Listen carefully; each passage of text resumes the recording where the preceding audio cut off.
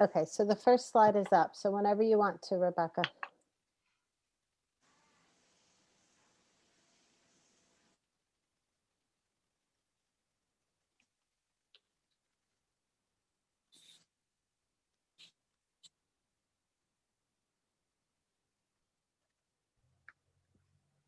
Welcome, everyone. We're going to get started in just another minute. We're just waiting for a few more folks to hop on, and then we will go ahead and start.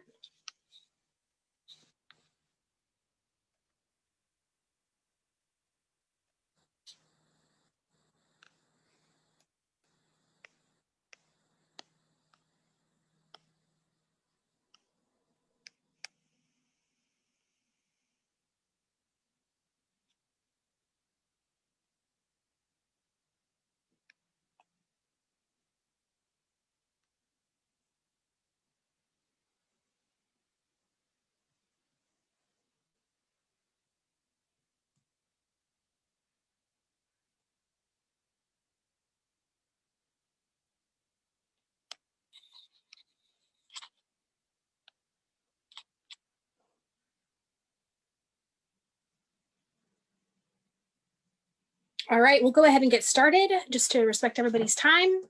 My name is Stephanie Price. I am a speech language pathologist in Washington and a facilitator with National Educators United. I want to welcome you all to this space and thank you for being here with us to talk about how workers and educators can unite to stop Trump and the far right. So if you would just share this feed to your Facebook page and just help get the word out about the fact that this event is happening. You can share the live stream that we have going on right now, National Educators United, and that would really help us out. Also, in the chat box, share your name, your pronouns, your state, and your title and role with everyone, so we can just kind of get to know you, to see who's here in the meeting. And general housekeeping, we mute everybody upon entry just to help reduce feedback. We also ask that you use the chat box for any questions and comments. And at the end, we will have a Q&A time, and we will use Stack for that. And so what that is just you type Stack, S-T-A-C-K, in the chat box, and we will call on you in order. And that will happen at the end. And we'll have a reminder about that for those who are unfamiliar with the Stack process or how that works in meetings. To give you a little bit of an intro about NEU, if you are not familiar with who we are, National Educators United was started by a group of educator leaders in statewide activist groups in Arizona, California, Indiana, Kentucky, New Jersey, Oklahoma, Oregon, Virginia, Washington, and West Virginia, and other states. So we launched in 2019, December 14th. So we're about to come up on our 1-year anniversary soon. We have thousands of members, Facebook, Instagram, and Twitter, who are all passionate educators and allies helping to support this work. And we started because we realized that there have been statewide actions that have led to an opportunity to have a national conversation about education and how to improve education and unions. And we realized that educators and activists were sharing similar challenges across states within different education systems, and that we needed a grassroots organization to coordinate at a national level to help amplify our collective voice. So we are educators from across the country who are all coming together to do this important work of supporting public education. We also believe very strongly in standing in solidarity with other workers. So that is one of the reasons why we're having this event tonight. In terms of our agenda for the evening, just a quick introductions and framing, which we're going through right now. We will have several speakers who we are so thrilled are joining us to talk about resolutions and other things that are happening in their states and their locals. We'll have some Q&A time and then quick announcements and wrap up.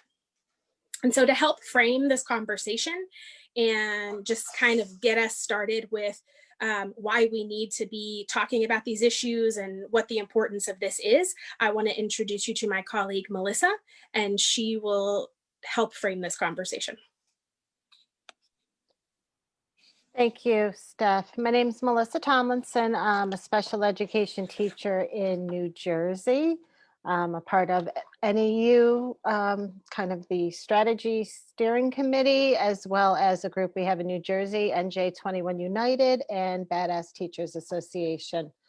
I think everybody that's in the room right now understands how important it is to fight against the current leader in the White House, and I call him leader in loose terms. But I just wanted to speak for a moment, particularly why it's so important that educators join in on the resistance at this moment in time. And there's a lot going on and some very good reasons why, when you look at the history of what educators have been able to accomplish in the past couple of years with the Red for Ed movement, we absolutely must seize upon that opportunity that is presented, that we've created for ourselves through our organizing and our hard work. And we need to use that energy to mobilize and to join with other groups that are already planning events and have concerted efforts to put things into place should something happen in the elections. So we're going to hear from some of those speakers in other unions and in other spaces tonight. But if you look at what's going on right now, our schools are open solely to support capitalism, right? That's the only reason why we're open. And that's something that we need to fight against. And obviously the figurehead at the top of that right now is our current sitting president. But we're also grounded in public education. And as public educators, we have that responsibility to fight for the very ideals of democracy, to fight against fascism and censorship in all forms. So it's very imperative that we as educators work to bring each other into spaces where this work's already done, being done, and get ourselves together and get moving on this. So when we talk about how to get moving and what kind of timeline we're working with, there's some very specific dates, and this is from a timeline from Seed the Vote and Organizing Upgrade. And we do have a video. I'm going to stop sharing for a minute. It's just a couple minutes that gives a little bit of an explanation as to why it's so important to be able to know the timeline, if I can get to it. There we go. It's coming up now.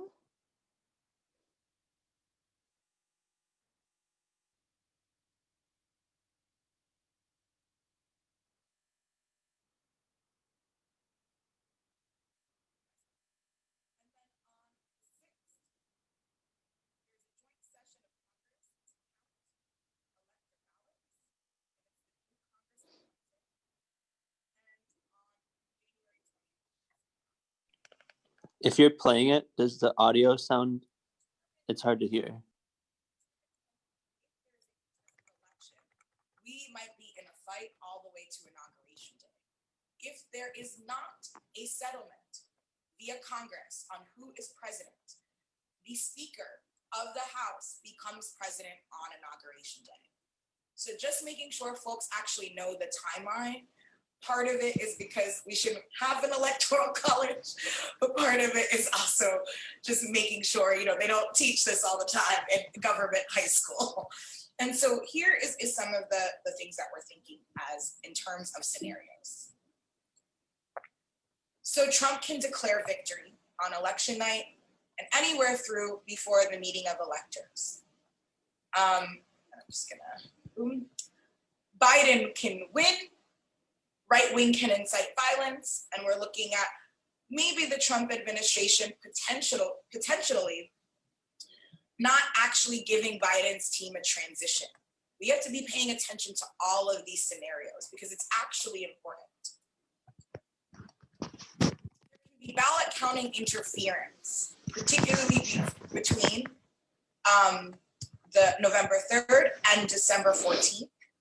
And according to US Code 1 of the Constitution, unfortunately, states, and it's only happened, I believe, once in history, Max can probably correct me, more a scholar of history than I am, but it's only really happened once, where they've actually submitted, a state can submit an alternate slate of electors. So when we're looking at the state legislators of Wisconsin, Michigan, Pennsylvania that have done egregious things like deny people in Flint clean and fair water, not have legislative sessions in Wisconsin, particularly after the stuff that was happening in Kenosha, and take away power from the executive that's Democrat. So we're looking, and Pennsylvania that has a Republican state legislator, we're looking to make sure and keep an eye on these 3 states to not submit alternative electors.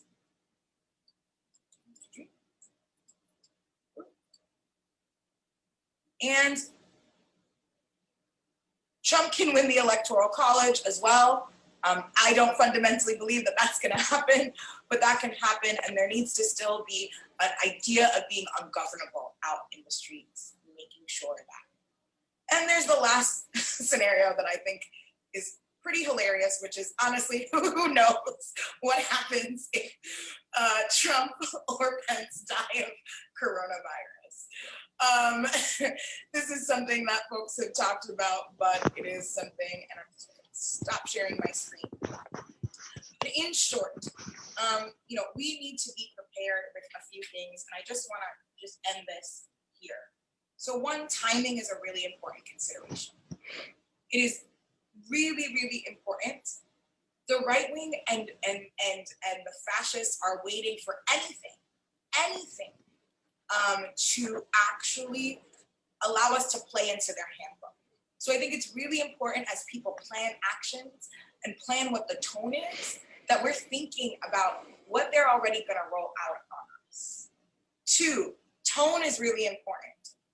I think that there needs to be conversations about strategic nonviolence after the election. And I say strategic before that for a reason. It's about strategy, not about the principle. And the last thing, and the last thing about tone is, and I'm going to go full theater. I'm a theater nerd. I think that one of the ways that we show our power is we show our creativity. Every single movement in the history of the United States had music, had dance, had creativity. When you think about from the original resistance of indigenous people fighting their land, fighting genocide, they fought it with also song and dance and theater and joy and practice. Enslaved Africans sang to each other, follow the drinking gourd to escape slavery. From farm workers chanting and singing to each other. So I want to channel and say a word of let's not lose our creativity when we're fighting a potential coup or when we're fighting a takeover of democracy, because it is within our hearts. They want to take our joy away. So let us not let them, and show them that they will not take away our creativity. Let's put on a carnival as a. Okay, I'm going to stop it there. I just kept it going for a couple minutes. That part about the joy and creativity gives me the chills every time I think about that. I'm going to introduce our first speaker right now. We have Annetta Argyries. She's from Massachusetts Teachers Association, and please, I apologize if I still pronounce that wrong, which is an affiliate, statewide affiliate of National Educators Association, NEA. She directs the Labor Extension Program at the University of Massachusetts, Boston, and serves as the president of her union local. She's been a union activist and sometimes a union staffer for more than 2 decades, and she works to bring a popular education approach to her union work. Hi, thank you. Good evening, everybody. Greetings from Massachusetts, from the East Coast. So just to open this up, I just wanted to share some of the way I've been thinking about this moment as a rank and file local president and as a longtime labor activist and as a public sector education worker. we all know that election outcomes are important to us, right? The outcome of the election, who wins, is going to have a huge impact on policies that affect us as educators and policies that affect us as public sector workers and workers in general. But this time round, with this election happening, it's happening at a time when many more of our members, or I'll say from noticing my own membership, many more of my members have been thinking about and seeing more clearly just how our democracy does not work for us or for our students or for our communities or for our institutions. It really feels to me like a moment of real radicalization for a lot of my fellow workers who, you know, got jobs at UMass Boston because they believe in public education, but not necessarily because they had a critique of the larger society. So this moment of radicalization is there in part because of the crisis of COVID, right, which has exposed the dysfunction of our society. It's in part because of the much more visible anti-Black violence and protest against it. It's in part because of the economic collapse.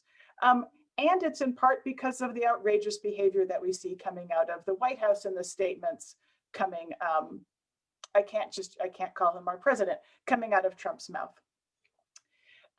So putting all that together, for me, makes what we do with this moment enormously important, both from the sense of what we're trying to accomplish in the larger society and from the sense of what we're trying to build within our unions, because what we want to have come out of this moment in January isn't just the government that we think has truly been elected by the people, but we want the unions united and the workers with their eyes wide open, knowing that they have to continue to fight to actually build the society that they need and that our students need.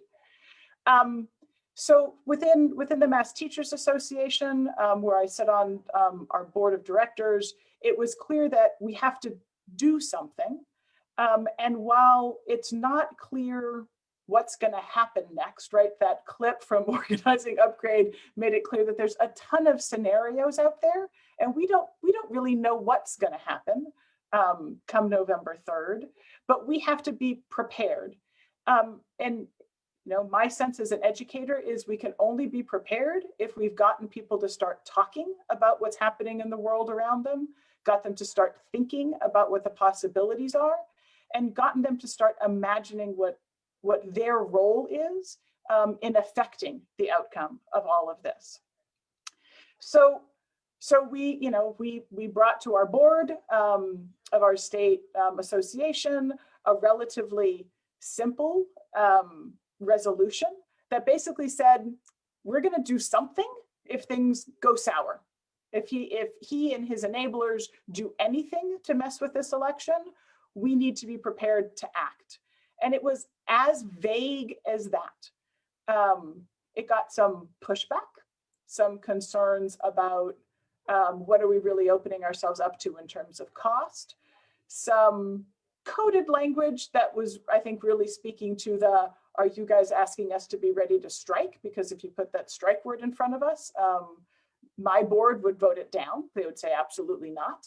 That's too scary for them still. But it did pass. It did not pass unanimously, but it did pass.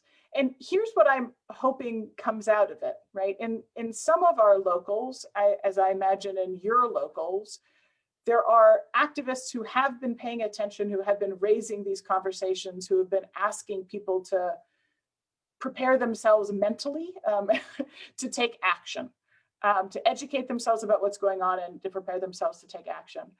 I know, but in a lot of our locals in Massachusetts, that isn't happening, right? That there's essentially silence coming from the leadership of the local.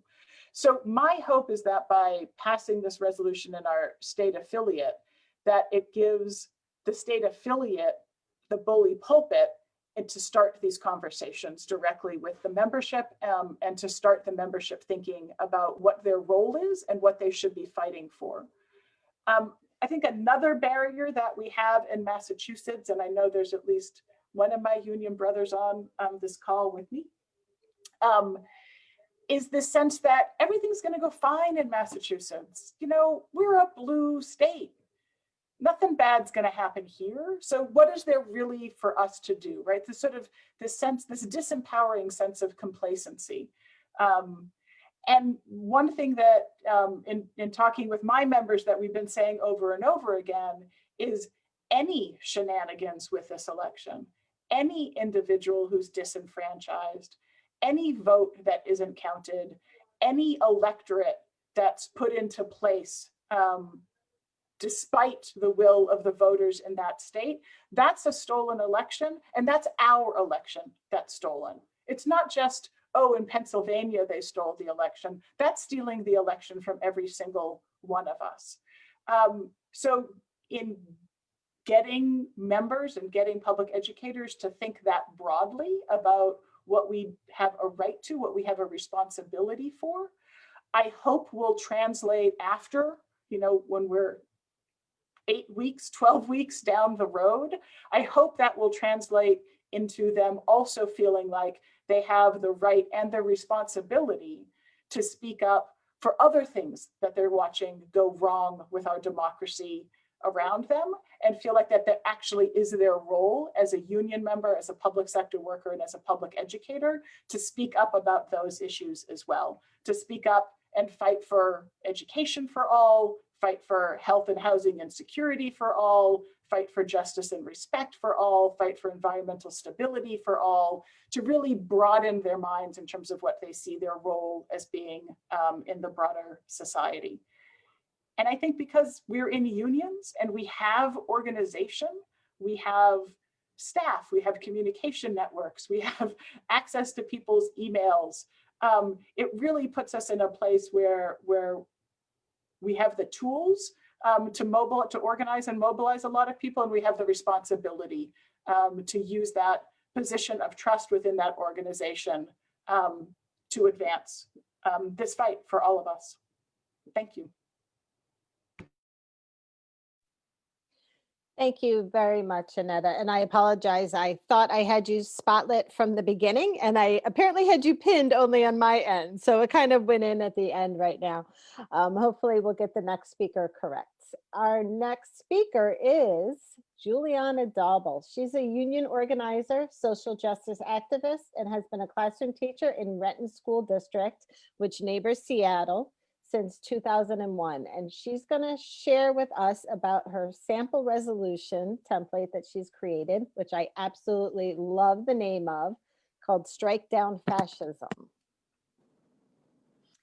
Thanks, Mel. It's so good to see you with your bat logo. So hi, everyone. As Mel said, I am Juliana Daubel. I teach 5th grade in Renton. I have a lot of union hats these days, trying to do my best to balance all of the needs that are happening. To that end, I just need to let you all know I'm also technically on another meeting right now. I chair my locals organizing committee, and we have some, shockingly, I know, some blowing up issues right now. So I apologize if I'm not as focused as I might be because my other ear is over here. So anyway, I'm really grateful for this chance to share with you. It's not totally my motion, my resolution. Dan Tricoli's brainchild is the Strike to Defeat Fascism resolution that we have created together. I'm hoping Dan could swing the bat for me and put into the chat the motion text itself so you all can read it. So basically, you know, where Dan got this idea is Dan is a radical leftist who's been waiting for this chance to push something like this pretty much his whole activist life. And I just want to start by saying that we have not passed this in our locals. Frankly, myself in my Renton EA, I've got 1,100 members, and this has a snowball's chance in hell of passing at our next rep council on Monday, but I'm going to throw it down anyway, because it is time we start the conversation. So in Dan's local, he teaches in Minneapolis. You know, I let him speak to the process that he plans to go through with this. But really, this motion is about wrapping our members' heads around the need need for what happens on January 20th. So the motion text itself, there's a bunch of whereases that I'm sure aren't surprising to any of you, but in large part, the motion itself is meant to educate our membership on the need for a mass strike. And we are using the word strike, even though it does feel dangerous. And we know most locals aren't anywhere near ready to wrap their heads around this. We're going to push it for that anyway. Everyone who's framed this issue, I don't need to repeat anything that you said, but we have a tyrant, and it is time that we really push our labor organizations to meet these people, these capitalists, where they are, which is disrupting the economy. So what we're calling for is our labor unions to plan for a general strike starting January 20th. And we've done a lot of thinking and processing on what that might look like. But some things just that I want to throw out there in case you haven't read the Google Doc yet. We are really thinking forward as far as we're hoping that we can get our labor organizations to have these conversations, and the places that do adopt this resolution can start the planning process, because we know it takes a whole lot of work to get a real strike in place. Some locals might be ready. They might have strike picket captains left over from their last round of work stoppage. But the reason that Dan really is pushing for this, that I've helped write this, is that in so many ways, our members, just the general public who are anti-Trump, are afraid of the violence that we know is possible. So we've chosen the target date of Inauguration Day, in part because we don't know what aspects of street violence will be taking place, but for a lot of people who anticipate violence, a strike is a much safer option, staying home rather than being called to mobilize in the streets. We hope for many people is something that they can envision themselves doing. Of course, the disruption to the economy is the pressure that we are hoping will push Trump from office should he remain. And to that end, we know that our labor councils are going to have a lot of work to do if this motion does pass in locals, as far as identifying which groups of workers would be best equipped to stay working and have sort of the blessing of the labor councils to not go on strike. But really, this is about pushing a national general work stoppage until Trump leaves office. And, people have said this before tonight, and, I'm going to say it again. If not now, when would be the appropriate time to beat our local organizations over the head with a strike vote? This motion is about planning as much as it is about pushing the conversation to the left. So even if, even if our locals don't approve these motions, we will have put this idea in front of them. So if it comes later down the line in a month or two, if Trump has not left office, and if these paramilitary groups are stepping up, if the far right if the fascists are going to declare that, Trump lost the election, but we're not giving up, then we have at least planted the seed of the idea, and we intend to bring it back. I'd like to also say that we've started a website. It's not live yet, but we're hoping to, with this website, Strike 2, number 2, Defeat Fascism, we're hoping to collect some resources for anyone interested to start to teach those locals that aren't ready for how to plan for a strike. We feel that this is the time, even if it isn't about Trump, that we start educating rank and file, and even a lot of our labor union leadership on the steps that are needed to mobilize and to get ready for an action of this magnitude. So in addition to that, on our website, we're hoping to continue gathering resources, more proof about why we need this motion, why we need to plan for a general work stoppage. And if you have any resources or things you'd like to add to that growing collection of information, some of the links on the Google Doc itself give you an idea for where we're starting with, as far as outlining how many white supremacists we have in the military already, how many how many times Trump has come out and actually said he's probably not going to leave office. So we're gathering the evidence and the proof for the need, as well as trying to gather resources to support the locals that are ready to really dig into planning for a work stoppage of this magnitude. I would like to kick it to Dan to see if he wants to wax prolific on the idea any further than I have already. And I apologize, I am seriously distracted because I've got this holy shit organizing thing happening on my other screen over here. So Dan, please, what did I not say? You knocked it out of the park. I have not. Let's just talk about it.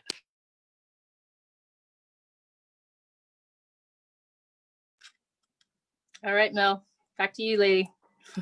Thank you very much, both of you. And I kind of popped Dan up in the spotlight there just to show folks this amazing gentleman that I've met a few years ago, does some great work behind the scenes and never likes to take credit for it.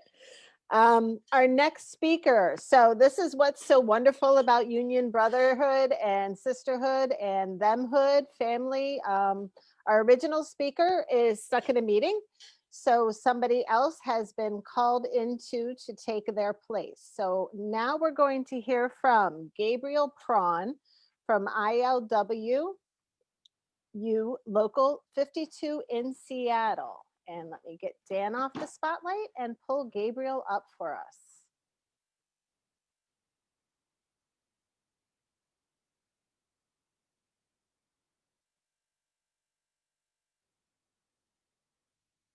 Okay, Gabriel, are you listening at this moment?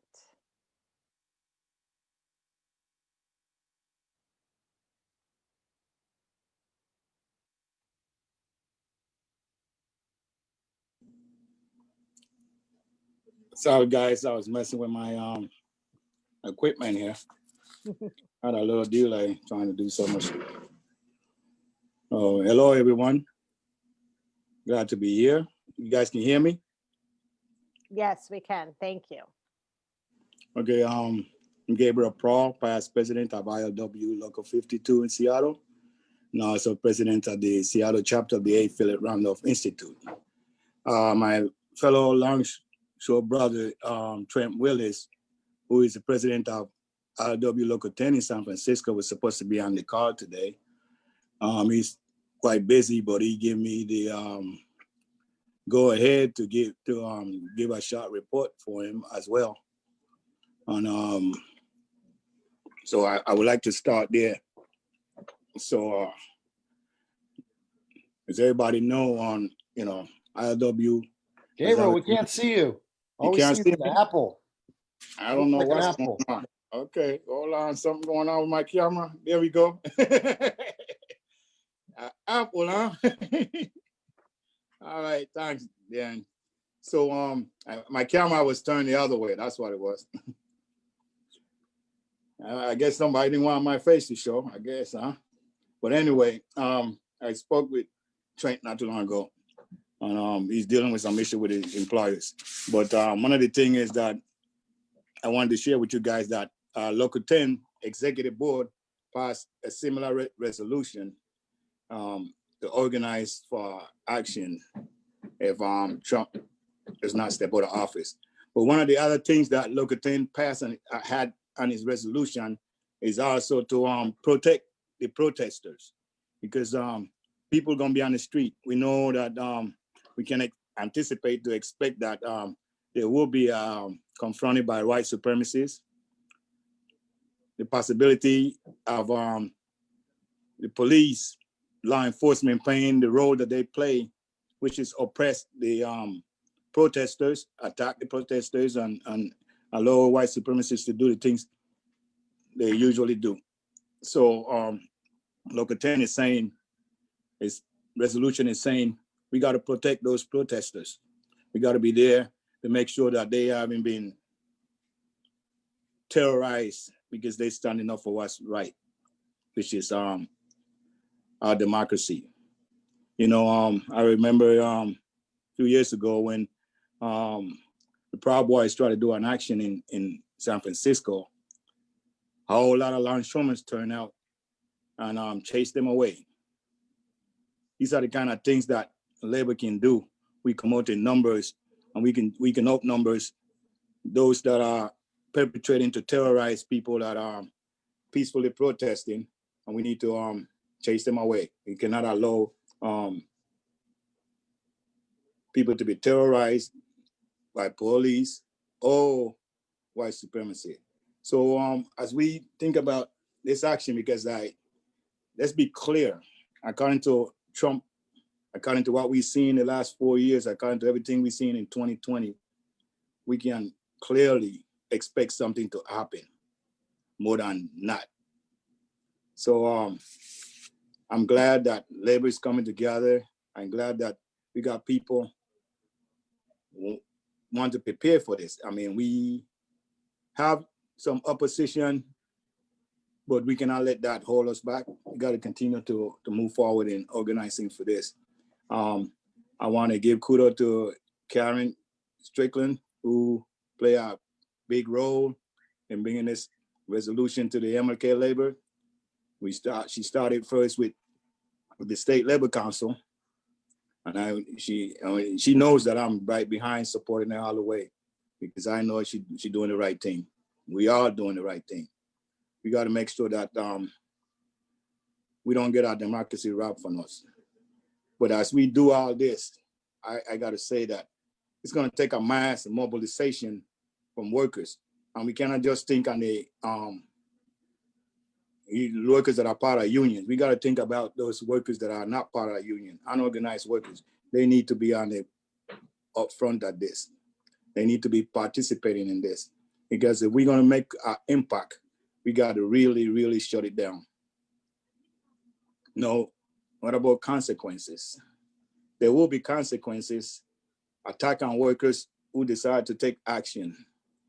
They will, especially those that are not part of our union. They could end up losing their job, fire. Any of the above can happen. But what I really stress that we as a labor movement, as we fight to represent what is our democracy, without us to be thinking and fighting to represent each and every worker that participate and gets retaliated. We got to be organizing around those job sites where those workers get retaliated, and make sure that we do some action until those workers are back to work. We cannot accept no defeat or no surrender when it comes to mobilizing for this. This is not about our personal agenda. This is about our future of our kids, young kids, and grandkids, and the next generation. You know, let's be clear. If we don't fight, we stand a chance of losing everything that we have labor has fight for generation, and even a century. We're talking about our health care. We're talking about our pension, Social Security.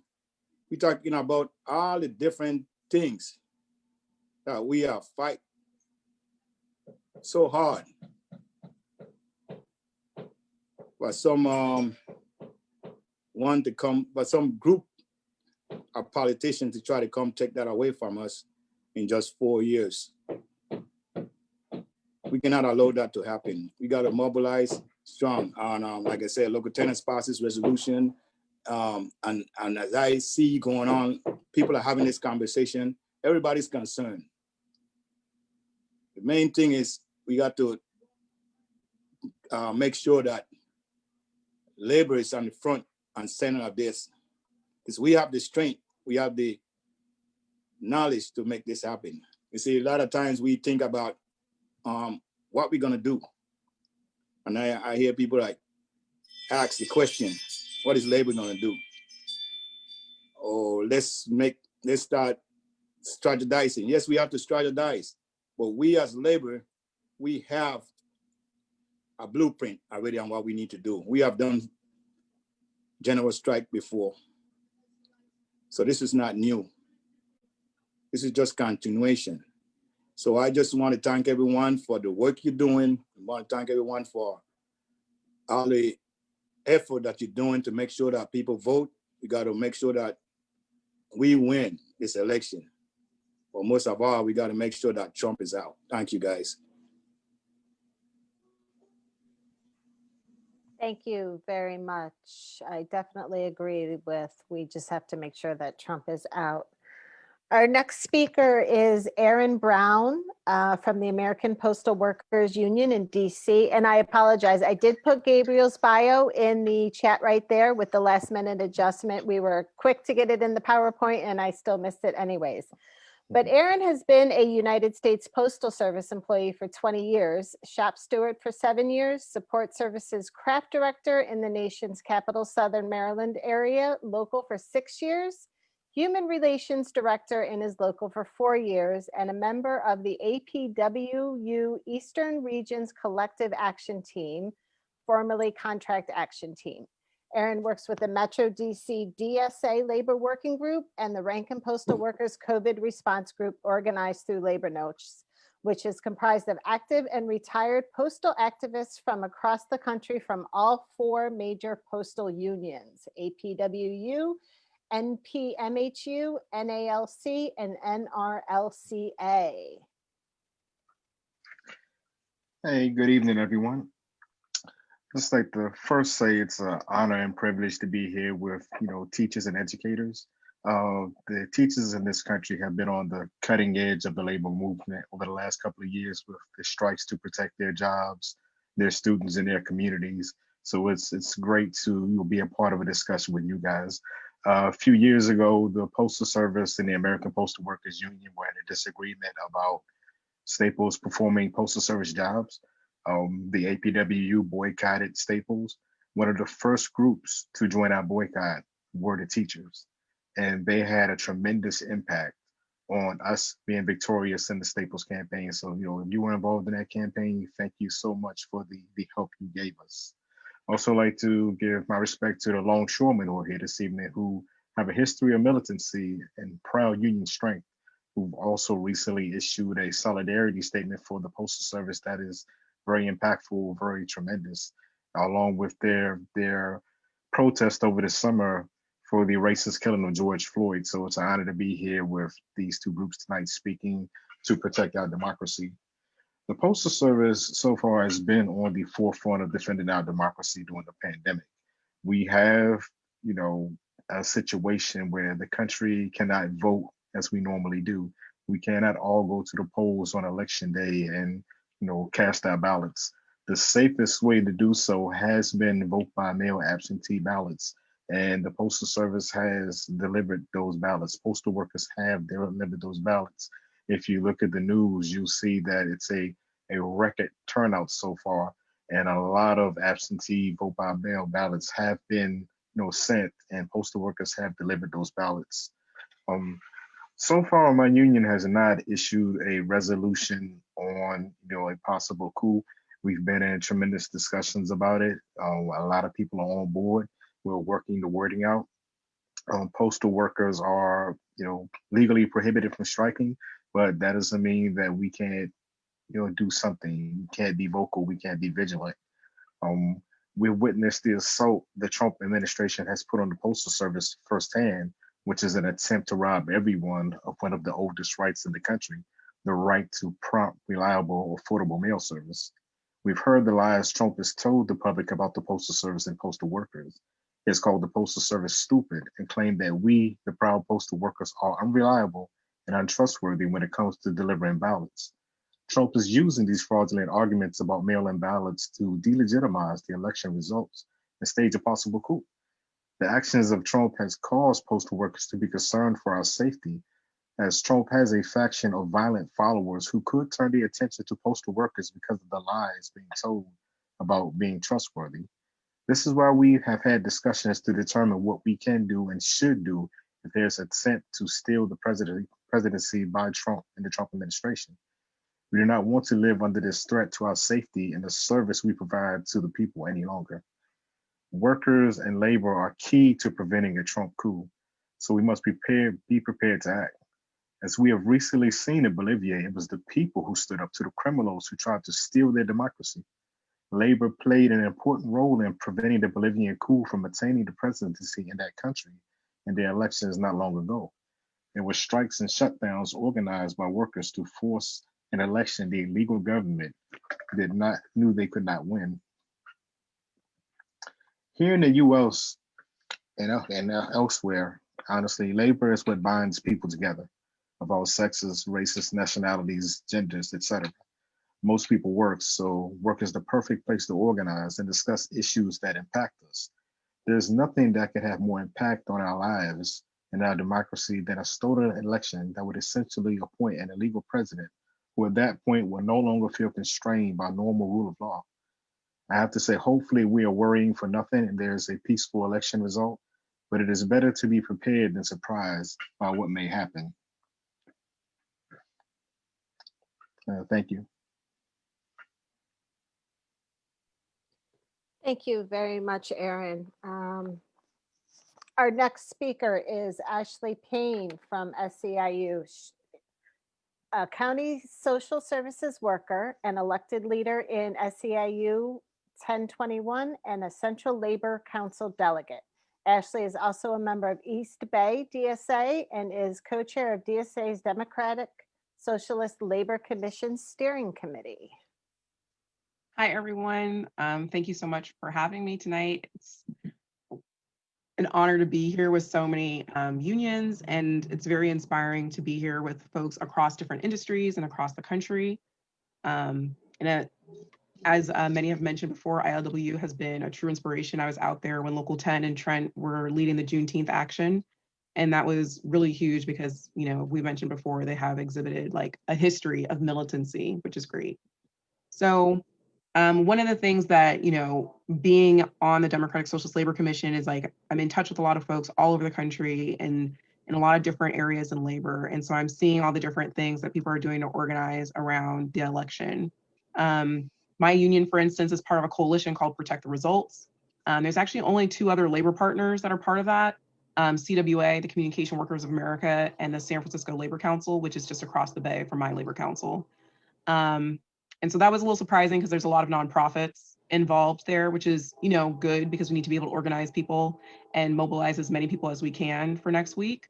But we really need to get labor into a high gear. We need to really like start having those like go back to basics and really talk about those one-on-one, you know, conversations to get people ready to go for November 3rd. So one of the things that I was able to accomplish, or we were all able to accomplish at Contra Costa, is Rochester Labor Council had passed a resolution to go on a general strike if Trump doesn't respect the results. So what we did in Contra Costa is we basically copied it word for word and submitted it, and we passed it. And I know it's going around to the other labor councils in the Bay Area. So Contra Costa represents 85,000 union members, but it's going to go to Alameda Labor Council, which has Oakland in it. It's going to go to San Francisco Labor Council, San Mateo, and maybe even Santa Clara. So that's a lot of the Bay Area labor councils. That's over 500,000 union members represented between all those labor councils. And so hopefully we can make good on that and we can be out there mobilized. But the thing is, we still need to organize our members. You know, there's a layer of union bureaucracy and leadership where we have these conversations amongst ourselves because we're the people putting in the most time, and we want to be responsive and nimble, but we still need to do the deep organizing work of talking to our individual members every day and letting them know like how important this election is and getting them into gear, because we all know that it's sometimes a struggle to get our members to care about things that are outside the workplace. They want to make sure that their paycheck is coming on time, their overtime is paid, and all the different things that we deal with at work. And so trying to make that connection to politics and letting them know like who's in the White House has a direct impact on our working conditions. We have to keep doing that work. And there's no better time to do that now, you know, especially in the public sector. You know, a lot of us got some funding from the CARES Act. A lot of people are worried about layoffs because there's going to be shrinking budgets. We still need the HEROES Act, but that also means that even if Biden wins, we still have to keep organizing beyond Election Day. And there's no better time to do that than now. The circumstances that we're under are so dire. It's so clear and clarifying what it is that we're needed to do. This is a make or break moment for the labor movement. So there's things that we need to be fighting, like austerity. The Democrats are going to implement austerity, which is going to be a disaster for public sector workers. And the public sector is the last stronghold of the labor movement. That's why the Republicans keep going after it. And they think Janice is going to take us down, but it hasn't. We've actually done better and been able to organize more and grow the movement. So we need to really, put our money where our mouth is and really get people out there. So we need to organize for the Green New Deal. Honestly, that is an anti-austerity solution. It's going to bring in a job guarantee, infrastructure, jobs, especially the building trades. We need to get those folks on our side, because I don't know if any building trades people are on here tonight, but we want to be in solidarity with them because they are union members too. We also want to be organizing for the PRO Act. We want to make sure that it's easier to organize going forward, because the coronavirus pandemic is still here. It's not going away, probably like for a year or so. And every day, more workers are taking into account like, hey, I need power on the job. I need control over my working conditions. I need health and safety on the job. And the best way to do that is by being in a union. And so, okay, I'm seeing in the chat, there's some building trades people on here. I'm so glad you're on here. It's great because we got some work to do. So I really hope we keep organizing for all of these things. The PRO Act, the Green New Deal, we need the Emergency Health Care Act, so that a lot of workers like Unite Here, their union has been decimated. 90% of their workers are out of work because hotels, people aren't traveling. They need healthcare. So there's a lot of work that we need to do even beyond Election Day. So Election Day really is our first test. It's a big structure test for the entire movement. There's 14 million labor members, and we need to get into gear and really, like as people have said, in Bolivia, in Chile, and so many other countries, the labor movement fought against apartheid. We have to be there and make sure our voices are being heard, because young people start the revolution. It's usually labor who finishes it. So we need to do that. We need to get on board, and we have to know that this is going beyond just the November election. The last thing I want to say is one of the things I think we could also spend a little time doing is going back to the 1930s and looking at what the labor movement was doing then, to make sure that we don't get co-opted by the Democratic Party, because I don't want our members going to sleep when Biden's elected. I'm crossing my fingers. We have to still keep fighting, because we still need all of these bills to be passed. We still need the PRO Act, the Green New Deal. We still need healthcare. We still need all of those bills to be passed. And we need to keep the pressure on so that Biden passes it. And if he puts people in his cabinet or on the National Labor Relations Board who are anti-union, we need to be fighting each of those picks and taking them to the mat over that. This is so serious. It doesn't get any more serious than what we're experiencing right now. So thank you for having me here tonight. I am so pleased to see all of you. And solidarity, let's stay strong, y'all. Stay safe. Thank you, Ashley. So I just had to go turn my video back on for a moment, because all I have to say after that is hell yes to everything that you just said. And apparently everybody in the chat agrees with that as well. I wish people on Facebook could see the comments that are happening right now. Thank you. Karen Strickland is our next speaker. Began serving as AFT Washington president on July 15th, 2013, following her position on the executive board as the vice president for the Committee on Political Education. She is now serving her fourth term as president and is a vice president on the Washington State Labor Council board. She helped craft the MLK Labor Council resolution, saying that 100,000 members of the Labor Council, amongst other things, will take whatever nonviolent actions are necessary, up to and including a general strike, to protect our democracy, the Constitution, the law, and our nation's democratic traditions. And she's going to talk to us about Labor Must Protect Democracy resolution.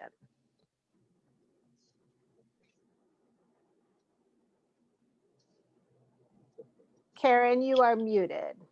Yes, thank you. I was, seems a simple thing. Seems a simple thing to unmute ourselves, but taking months. Anyway, thank you. And I just want to say thank you to everybody who's participating in this tonight, but also to the people who have already spoken and those after me. It really is, I think, maybe like most of you, I'm filled with anxiety most of the time, frantically trying to figure out what next can I do. And doing stuff is actually one of the things that has helped me to manage that anxiety. And being in the presence of people like you is another thing. Like just being in solidarity is so powerful. So I really appreciate being a part of this. I will point out, I do have a Biden-Harris poster on my wall. Not that I'm a huge fan, but I was in a meeting earlier and I wanted to make sure, because of the other people that were going to be in there, that I had something political. And sure enough, one person said, you have a nonpartisan sign in your screen. And it was like, yeah, I do. So anyway, I just haven't taken it down, but I'm with you guys in recognizing the limitations of the, certainly the limitations of Biden and the Democratic Party generally. So, I wanted to just comment. I think a lot has been said already. So I'm going to maybe try to add a couple of different angles on what we're talking about. There's a couple of things just kind of looking backwards in time. So I was active in my union when WTO was happening in Seattle back in 1999. And a reflection or a flashback to that situation is actually what got me started realizing, holy shit, we are not ready for whatever's going to happen on November 3rd, 4th, 5th, and so on. And the thing was, I had spent months with my labor family preparing, doing civil disobedience trainings, learning about trade, free trade, all of that stuff, months. We hit November 30th, 1999. It was a really powerful day, startling day. I don't know how many of you recall anything about that, but it was huge. There were 50,000 people. That was a big turnout of labor and environmental groups and so on. So all of that time that I'd been preparing, the next day on December 1st, I was in my office at the college where I taught, Seattle Central, and the president, I was the Senate president. So the college president came to my door and said, do we need to close the college down? And the flashback was that I remember looking at him and thinking, how do I know? Like I had so prepared for this big protest. It never occurred to me to think about, the college. And so I flashed back on that situation and thought about my members, many of whom are either faculty or staff in the community and technical colleges and the four-year schools. And that was actually the thing that motivated me to start talking to people about, we got to get ready for this, because I realized my members, who are either in this case, mostly virtual classrooms, but some in-person classrooms at the colleges, who are, we have paraeducators, we have bus drivers, we have a whole bunch of people who are going to be at work in whatever setting they're working in the midst of this chaos, and they're not going to know, like, how do they respond? What do they do? So that was actually the thing that grabbed my attention. I got the cart maybe a little before the horse because I didn't really think about a resolution at that point. I started talking to people like Gabriel mentioned, we had conversation at the State Labor Council, at MLK Labor, with my own union, AFT. Started having conversations and realized it was as bad as I thought. Really, we weren't doing anything. This was maybe in early September. Nothing was really going on, but people were very responsive. I have to say that was a really positive thing, is people recognized, oh yeah, we better figure this out and we better do it quickly. And that evolved eventually into the resolution that Gabriel and I both participated in helping make pass. It passed, like it was, I think I want to say 97% of MLK labor was the vote count. So that was pretty significant. So that's how we got to that point. There's one other thing I want to talk about before I talk about the content, what we're actually doing as a result of the, both just the planning, but also the work that's being supported by the resolution. And this is sort of dovetailing on what Ashley was saying. At the beginning of the pandemic, I don't know about all of you, but I remember the conversation was, we are seeing starkly all of the problems with our economy, with our society, with our democracy. I mean, we weren't even thinking about the election at that point, right? I mean, it was in the back of my mind, but that was not my focal point. I was, with the racism that we've seen, both in terms of the health impacts and then with police brutality, the failures of our society were crystal clear. And I know I've had numerous conversations. We said, we cannot not grab this moment. This is a moment we have to seize, and we have to make things different. So fast forward a few months where we continue to see the travesties of the way our society is structured, the hierarchy and so on. And now we're faced with this, you know, what is just almost a certainty to be, well, shit show is the thing that just came to my mind. That's not very professional, but that's the phrase that came to my mind. So we have our work cut out for us. Now, although our resolution does say general strike, it also says up to and including. In front of me, even though I was clearly going to be turning right. But okay, somebody might need to mute. It says up to and including. So, you know, in the labor movement, usually when we start planning for a strike, our intention is to avoid that outcome, right? We want everything we're doing leading up to that to have the impact that we need, so we don't have to go that far. Maybe that's going to be a possibility here. If we do our planning right, if we implement right, maybe we can avoid that kind of an outcome. But I do think that we need to be thinking about what are all the things we need to be doing in addition to what I think it was Juliana was talking about, the strike committee and the figuring all the details of how you actually go on strike. There's a lot of other stuff that we need to be doing as well. And so I think I want to just mention a few of those things that have come up recently, you know, in addition to protest.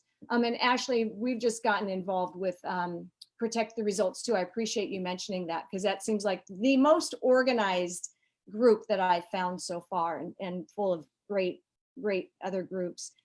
So there's preparing for protest. There's also controlling the narrative. You know, the narrative can easily be, we know how effective the Trump camp is at controlling a narrative and twisting reality and all of that stuff. So that's going to be a really important piece. I just was starting to think concretely about things like petitions that are ready to go to mayors who, like in Seattle, we have a police department that is notoriously violent and a mayor that is not effective, whether she wants to be or not. She's not effective at managing that. So, you know, I think that we should probably have like QR codes with petitions that we're ready to shoot out immediately when police violence starts to happen. There's also, you know, a lot of people are not going to come into cities or wherever big protest might be happening. For example, in the suburbs, we know that there's increasing support for or opposition to Trump in suburbs. I think we have to think about how do we engage those folks and set them up for action, whether that's sign waving on busy corners with flyers so that they can sign a petition or whatever. But I do think that we do want to do everything that we can before we get to the stage of needing to have shut it down. And I wish I was more optimistic that we wouldn't have to get to that point. I think it's entirely possible, but we have to do a lot of other stuff too. And we have to take care of one another, because I think most of us expect there's a pretty good chance that militias and others will engage in violent activities. So we have our work cut out for us. I think I kind of went off track, but everybody else talked so well about, you know, strike, general strike and that I wanted to just bring another lens to the conversation. I'll stop there though, so we have time for discussion. Thank you, Karen. And yes, I do just want to remind everybody, we will be creating space at the end for discussion. And a quick time check, East Coast time is 9:03 p.m. And we have one more speaker. We have Darren Hoop, who is a member of the Seattle Education Association, Social Equity Educators, Washington State Educators United, as well as our group, National Educators United. And Darren, I know you also have some slides too, so just let me know when you're ready for me to share again. Yeah, you can just, you don't need to, I don't care if my face is on here. You can go to the slide with the Seattle Education Association resolution if you want. All right. First of all, I just want to thank everybody for coming tonight. I want to thank all the speakers for joining us from all the different unions. everybody in National Educators United who's helping to put this thing on.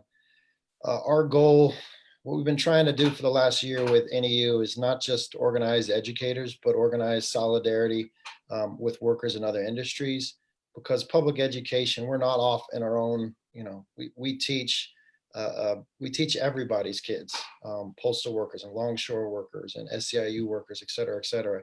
And what happens in the schools directly affects the society at large. And so it's really crucial. Hopefully folks get an idea of this is the kind of stuff that we're trying to do in NEU, not just organize and educate educators, but be a part of a process of building a stronger, more radical left between unions and between workers in unions and non-union workers. So I just wanted to say that. Second point, just briefly on the Seattle Education Association resolution. If it's up, you can see it. I just wanted to say that it came out of we have a caucus called Social Equity Educators that had a conversation on it about all the issues that folks have covered tonight, which I won't rehash, of why it's important that we do this. Decided to bring it forward, and we worded it in a way without the general strike language because our union is really undemocratic. We could have included general strike and specific actions in our resolution, but our regular monthly union meetings only allow for building reps, and we can't actually vote to strike at those meetings. So it was a conscious decision. And I guess I just want to say that everybody needs to think about their own individual union situation and what makes sense in terms of the resolution. Like if we want to actually organize a strike, we worded ours so it basically says it puts pressure on the board to step up. And if they don't, they're gonna shame themselves in the context of all the potential crap that could happen from the right, voting irregularities, violence, et cetera, et cetera. That they have within 7 days of the election to call a special board meeting and then to call a representative assembly where we can then get to the point, after things are, potentially blown up, where we can vote to, force strike or whatever sort of actions.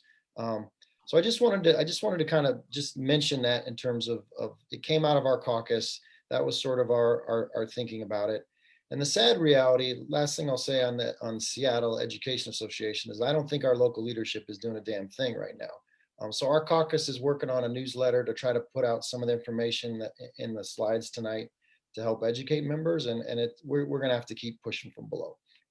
I want to spend a good chunk of time actually talking about the threat of the far right, and not to be totally contradictory to what a lot of folks are saying, but the polls are actually showing that there's a good chance Biden is going to crush Trump. 538, which is a website that does sports and politics as well, has an average of 10 different polls that they do every single day. And right now, as of today, they're saying Biden is going to win by almost 9%. The Economist, which is not at all a left-wing publication, is saying that Biden has a 96% chance of winning the electoral college. So it's highly possible Trump is going to get trounced. Okay, just throw that out there. There's also people on the left. I read an interesting article in this publication called tempestmag.org by a person named Kit Adam Weiner.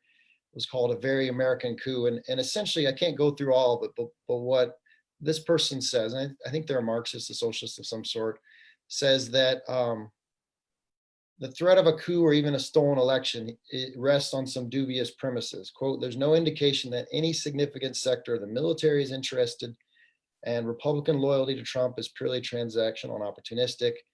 And he doesn't think that capitalists are behind, he cites like Goldman Sachs has donated a ton of money and Biden's out fundraised Trump as signs that like the ruling class, the financial sector is not even behind Trump.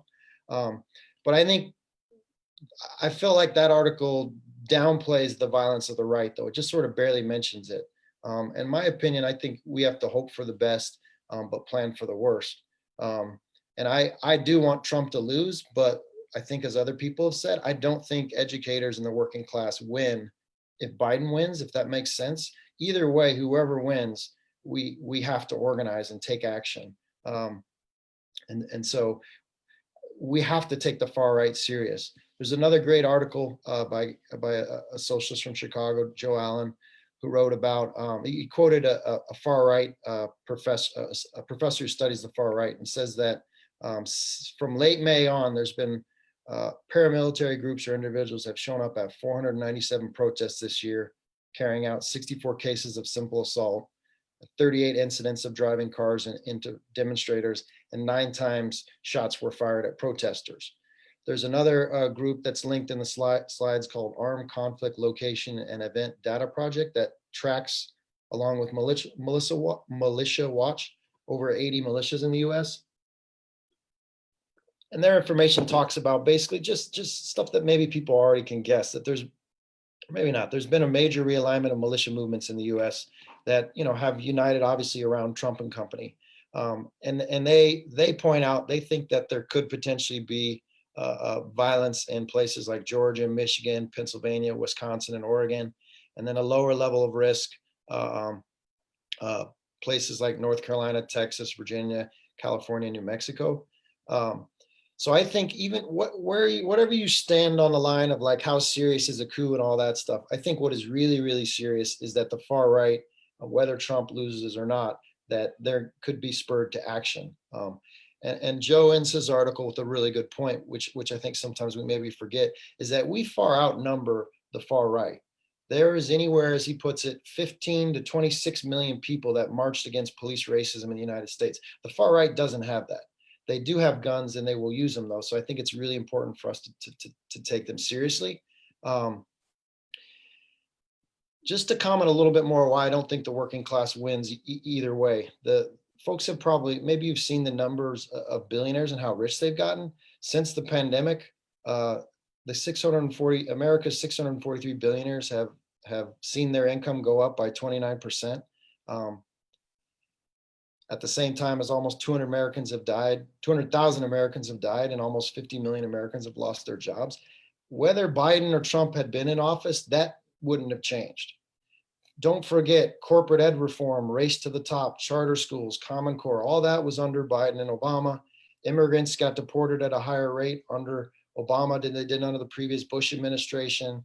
The new Jim Crow, mass incarceration. The Atlantic has a really depressing article that goes through like that in terms of war and military intervention. It was actually stepped up under Obama, then Bush, global warming, et cetera, et cetera. So I think it politically, it's really important for the left within unions, within education, to make sure we understand this stuff. In terms of the last couple points, concrete things we can do. I want to give a shout out to the activists in Chicago and my nurse comrade Elizabeth from Chicago who shared this with me. They're having an action on Wednesday, November 4th at 5 p.m.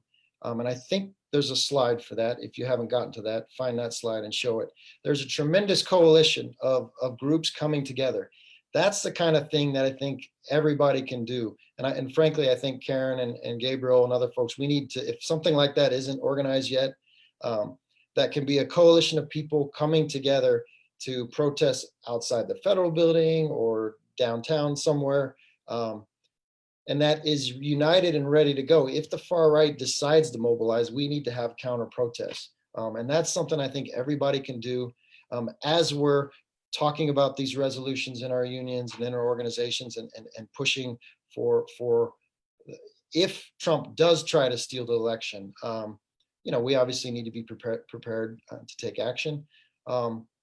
And the last point I want to make is just the importance of, folks have already talked about, like they're part of DSA and other groups. Like, it's really crucial. We need to bring radical politics. We need to bring socialist politics into our organizing and into our unions. We need more radicals. We need more socialists. We need more anti-capitalists. We need more people who are prepared to organize regardless of whoever's in the White House.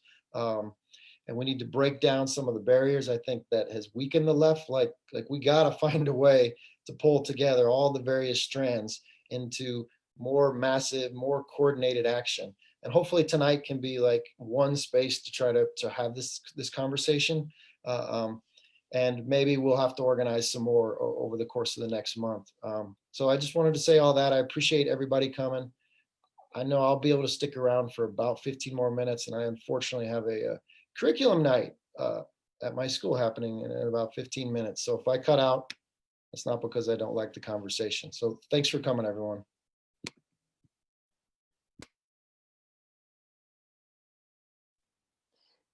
Darren, did you want to speak about the Rochester resolution? Well, you just that people have probably seen it. So it's on the slides. Karen already kind of talked about it, I think, you know, that they based the MLK Labor Council, which is the county that Seattle is in, off of that.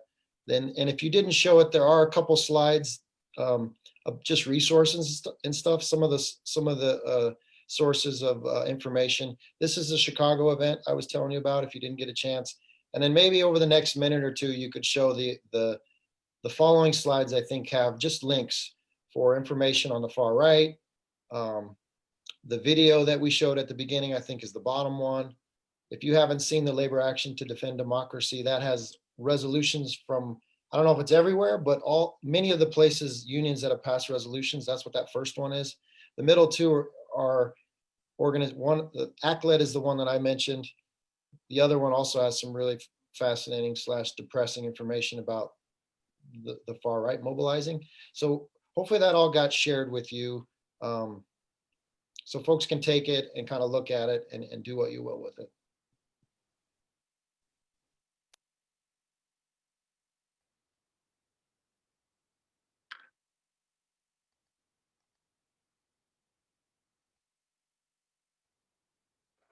Sorry about that, having technical difficulties.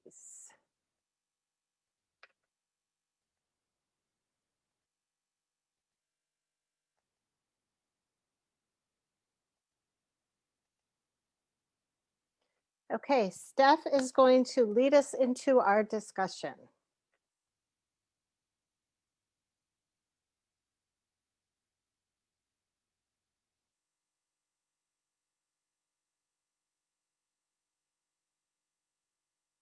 Did we lose Stephanie? Hey, so I'm here, but my technology is frozen and I'm also on my phone. And so yes, if somebody else wants to lead us in Stack, that would be excellent, as I am experiencing technical issues.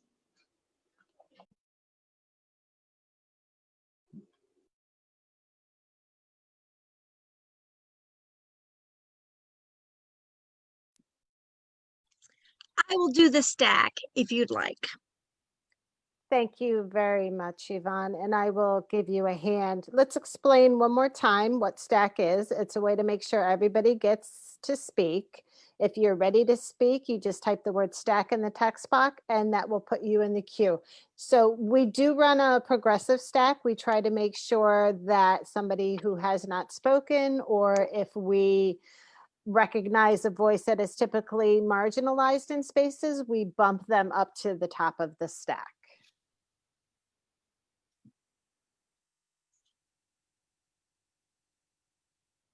And we're going to open it up. I know there was a lot discussed tonight. There was a lot of thoughts in chat. I did see some questions in chat. So if anybody has anything they'd like to ask of any of the speakers or anything in general, just type Stack in the chat.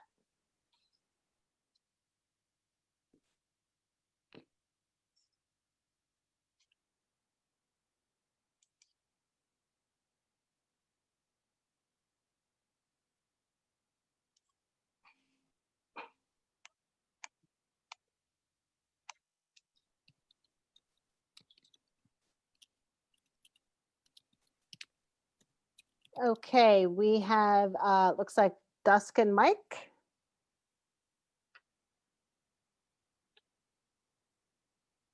We're here.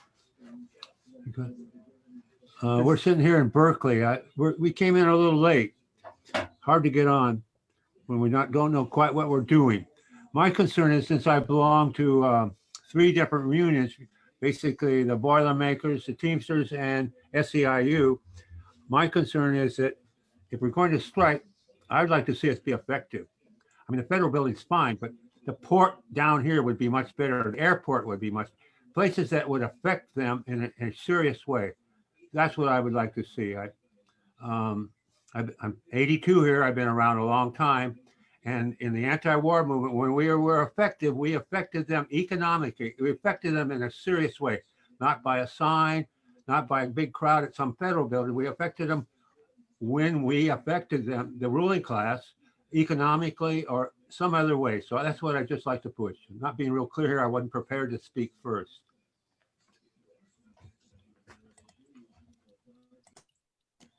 Thank you.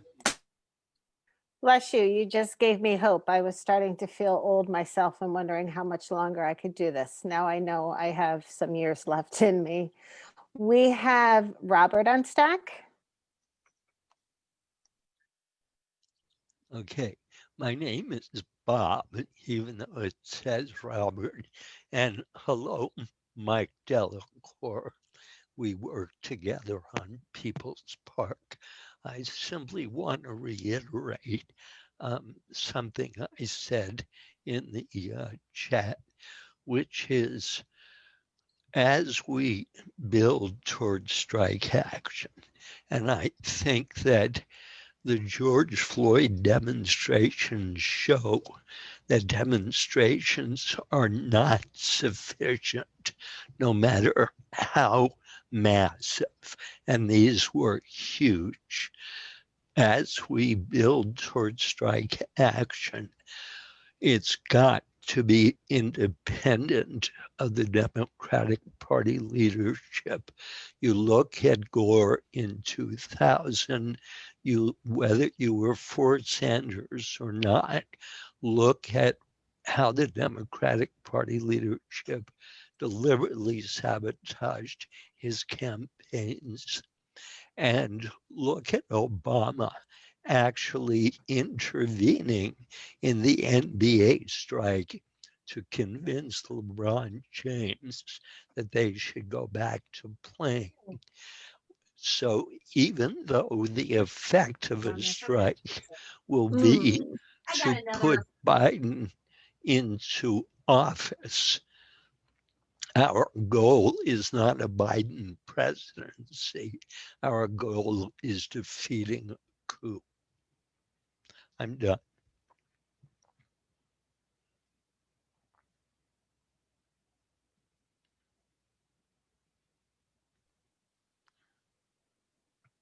Okay, it looks like we have Dan on stack. Hey all, greetings from Minneapolis. Yeah, I guess I wanted to make a pitch for why I think we should make a very vociferous push for strike action explicitly. And I think, and by the way, I'm not going to introduce this to my local until after the election, when the fear really sets in. And not that I want to use fear, but I know that it'll be, unfortunately, a powerful emotion at the time. I mean, I think some of the stuff Darren raised is really important. It's like, well, you know, when we take an inventory, let's do an inventory. We're weak. They're not. Like, you know, like unions are weak and the ruling class is not. And like they're pushing really hard for a lot of major changes that are going to affect us. I mean, a right-wing coup, like that's actually the small potatoes, in my opinion. I mean, unless it was actually carried out. But I think the big changes that they're trying to make to like balance the balance sheet of this crisis is going to be on our backs, and that's coming. And like the last year has been a nightmare. Like it'll be like a vacation compared to what's coming. And I think that we need to really like sort of set the tone.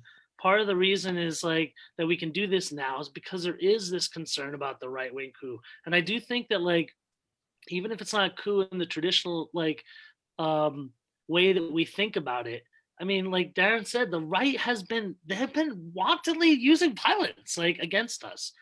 Perhaps I'm a little on edge because I live in a city where we were literally going through a riot, and white nationalist organizations were patrolling the streets, and we were like literally as neighborhoods defending against that. But I do think that that's some version of that is possible in many of the places that we saw on that map.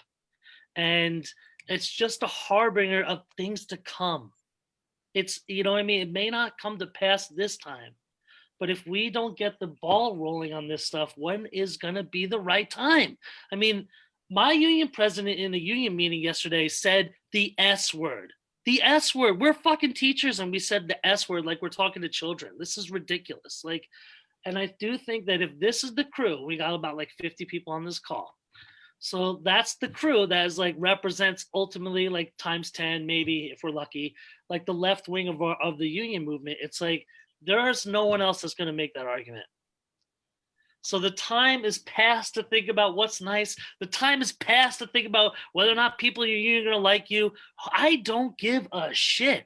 Like I am ready to just wage war inside my union because like it's time for us to do that in a larger sense. And I think that the motion will not likely pass. It's not going to, like, that's not the point of raising it. The point of raising it is so that when the shit hits the fan, people will be ready to like have an idea in their head of like, what is a possible way we can move forward? And, you know, we have to dispel this whole like S word garbage. It's like, and that's not just in my local. I mean, I was in Seattle and there was the same thing out there. It was the same thing in that local before we went on strike. We hadn't been on strike in 30 years. Everyone's scared to death about it. Let me tell you, I was down at the riots every day. If you think a strike is scary, think again. There's way worse that is possible. And like, I think that that's like what we're facing here. And again, I'm not saying that I'm not trying to use fear. What I am trying to say is I do think that we can be the source of inspiration in a lot of ways when people are mostly rudderless. Like they don't know what's going to happen in the future. Like they're very scared. And it's not an emotional state that's probably going to affect the way that most union members vote on this motion, but it also will be something that carries their sentiment in the future. And I think we ought to be considering that future very, very carefully. Thank you, Dan. And thank you especially for the thought that we need, the more you bring up possible actions, the less it sounds like something crazy. Anita is next on stack. Go, girl. Hi, I'm Anita. I'm from Indiana, and I am looking for advice on what is my first step. I'm a teacher in Indiana. I'm surrounded by conservative people. My union is filled with inactive, frightened, apolitical teachers. And I have a union meeting Monday. I don't know if I should bring up something there, and I don't know what to bring up. Should I bring up something to union leaders instead, to my state president, to my local president, to area local presidents? And what should it be? Should it be a resolution? So I kind of, you know, things are moving so quickly. I want to know my first step so I can start planning my action for next week.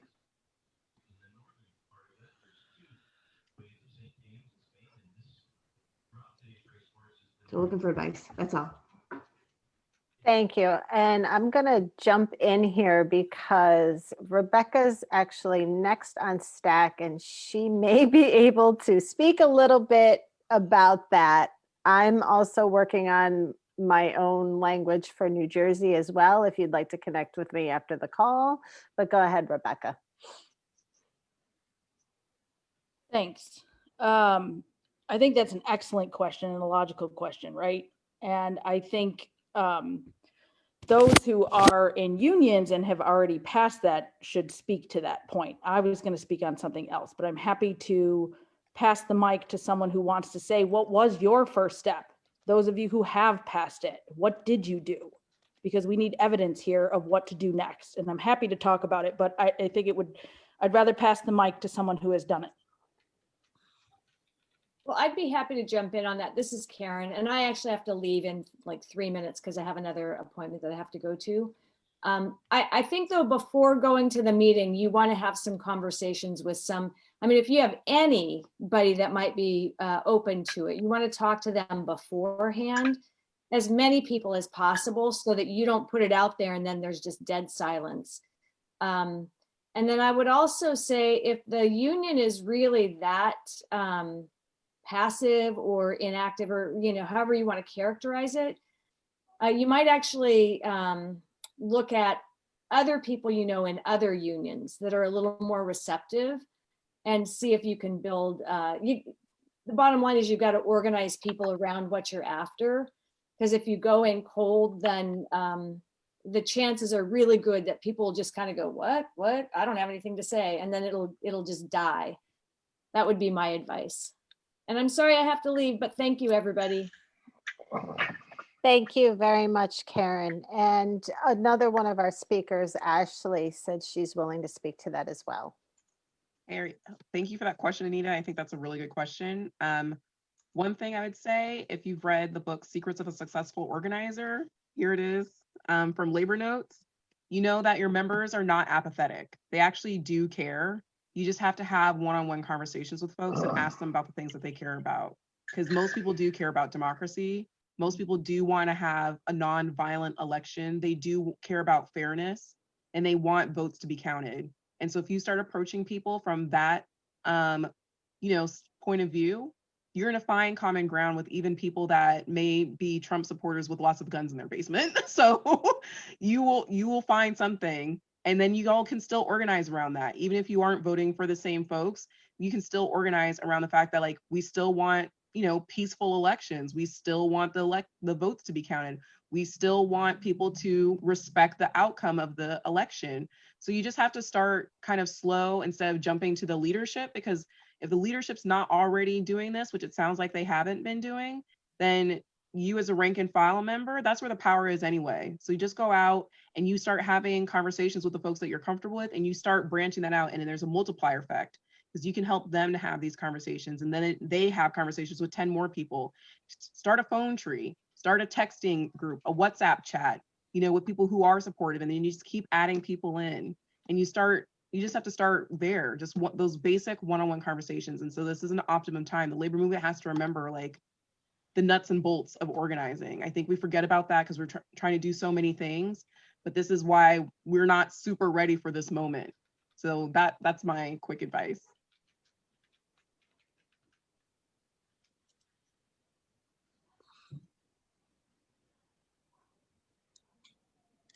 Erin, I saw that you had unmuted for a moment as well. I didn't know if you had anything to add before we move on. Yeah, I was just gonna say, although I haven't passed the resolution, I have had a lot of great conversations, and the basis of those conversations have been, just talking about what Trump has said about not conceding, the presidency peacefully, and asking my coworkers and people on my board, what do you think will happen? What do you think is going to go on? And their response immediately, I usually get, is that, the Democrats are doing this, or this group is looking into how to handle that. And my response always to that is that this is a moment in history that we've never got to before. So what if what the people we believe are planning something to stop the coup fail? So what do we do at that point? And because the people in power, or supposedly in power, that are supposed to be able to stop this don't have any experience stopping anything like this. So it basically falls back on the people. And I get a lot of positive responses about, yeah, we should do something, and that's a good point. So it's just kind of leading people to that, logical conclusion that we've never been here before. So we have to have a lot of different scenarios to solve what possibly could happen. And one of those scenarios is action by workers, action by everyday people.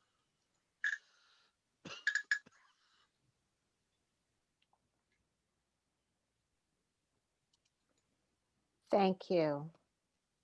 I think that brings us back around to Rebecca.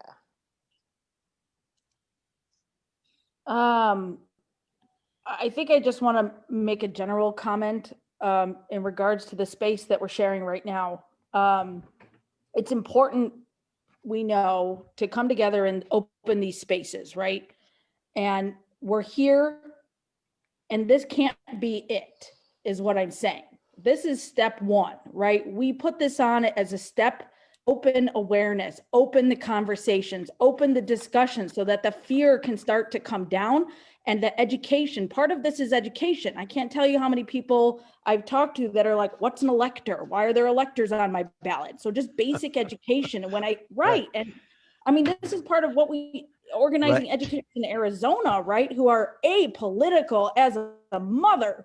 and don't believe that teaching is political when every single facet is fucking political, right? And breaking down. So when we open these spaces, I think everyone wants to get in a space and go, what's the plan? What are we doing? But right now, there's a lot of folks that don't know what's happening and don't know. And our job is education for a minute, right? A lot of us in here have we have class conscious. We are conscious together right now in this space. And that is amazing, right? I see my friend Ashley here going, yes, because me and Ashley share a space together as well in DSA.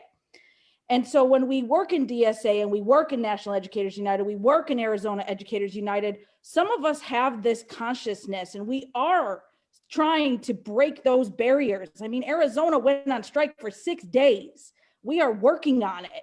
You know what I mean? And for us to even use that word, and yes, it's overwhelming, but if we can organize people in 8 weeks in Arizona to go on strike for 6 days with no labor consciousness whatsoever, except for minors, maybe 100 years ago, who, I mean, this is a place where you don't grow up with labor in your face like I did in Chicago. It's a different thing.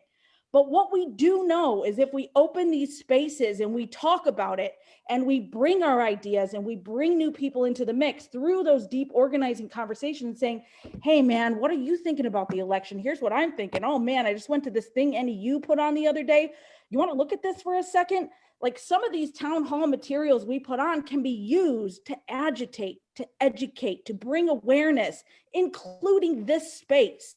And so while I would love to have a 100-day plan nailed down and say, I can guarantee I get 17 locals in Arizona to shut it down, I can't, because that is an immense amount of work.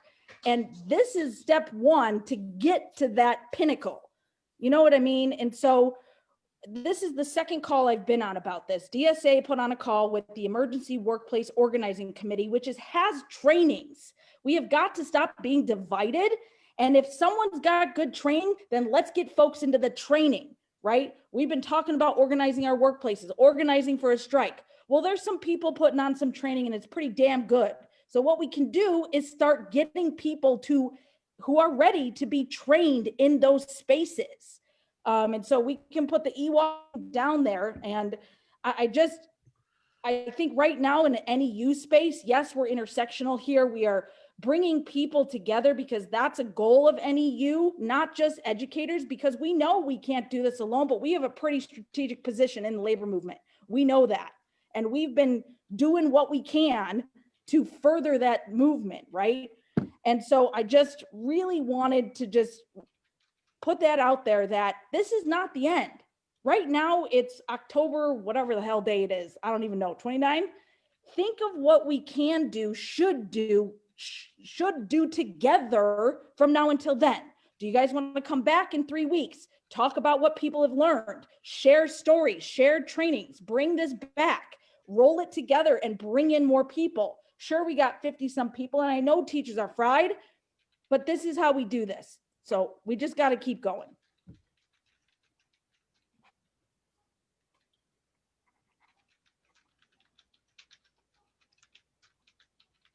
You said a mouthful, sister.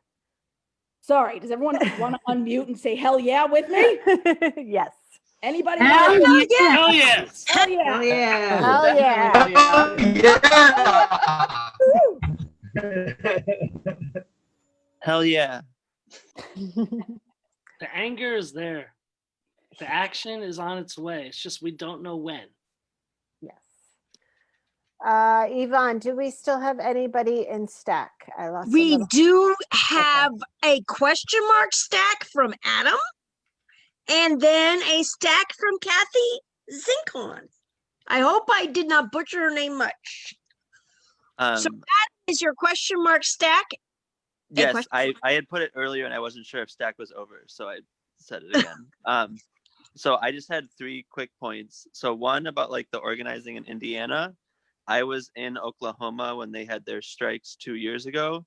And those, from my understanding, started with just a Facebook post that turned into a group that eventually had 80,000 teachers and parents. Yep. So that's another option.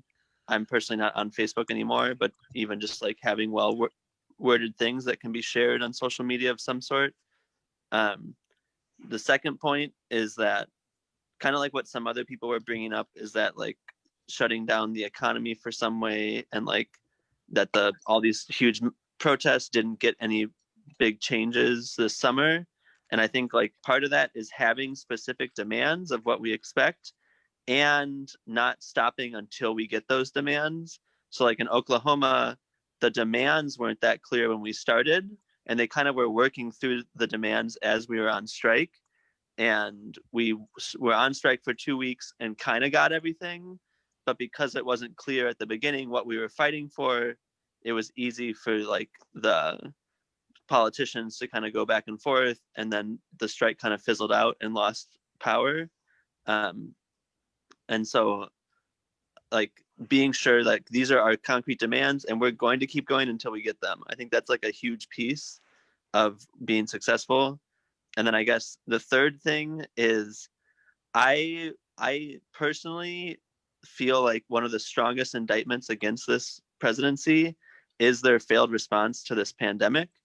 And just that I think that should always be something that we're bringing up, because they've successfully created this reality that like it's okay that thousands of people are dying a week, and like that's not okay. And currently like under 500 people have died in South Korea, and over 228,000 people have died in our country, and we had the same like first day of our first case. And so I think like that's something that impacts everyone. We're all still under some sort of lockdown or some sort of shutdown, and that's like there's no plan to stop that. And like waiting until January is condemning potentially 200,000 more people to die. And so I think like that's an immediate call that we can put out of just like, this is not okay. We are opposed to this, and there needs to be a national plan.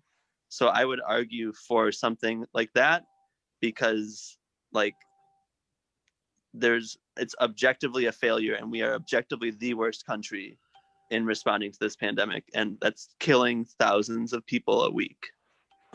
So those are my 3 points. And I guess fourth, I'm super excited to be here with all of y'all. Thank you for having this space.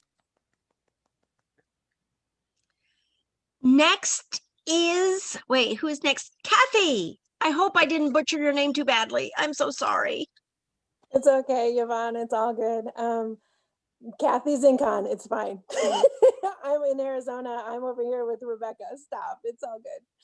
I just wanted to say I've been coming on calls with NEU for a long time, for the past couple months, and I didn't quite get why other people from other unions started to, why they were speaking. Like, yes, nurses, postal workers, Teamsters. I just didn't get it until tonight. And so, Aaron, when you spoke about the postal workers and you talked about how like you're taking care of our votes and you're taking care of our ballots and how you're being threatened, like that sense of solidarity just went in me. And so I get it. Like, I understand what we're doing now. I understand that while my union, my local, I'm so demoralized. I'm so disappointed in my local union, as well as my state union. Right now, I'm a teacher in my teachers union in NEA and AEA and my local. That maybe those aren't my people right now. That maybe my people are in other locals and other professions. And so maybe I need to be looking outside of my own union to other labor organizations to find more inspiration and some more organizing people to organize with, especially around the election and Trump and flipping this state purple, if not blue, which would be amazing. So I really wanted to share my appreciation. I got it tonight. Why we're organized, why we are brothers and sisters across professions, across the labor movement, across unions. I got it tonight, guys. Thanks.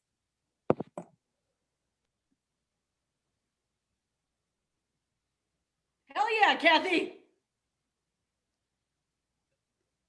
They're your people. They're your people. Like Darren and I organized in Seattle before anything kicked off there. And it was years of like shit, and then like after a while, the arguments started kicking in and reality started proving what we were talking about. And that might happen a lot friggin' faster now.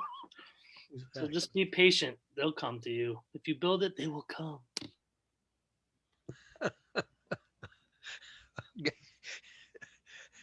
That's a good line, Dan.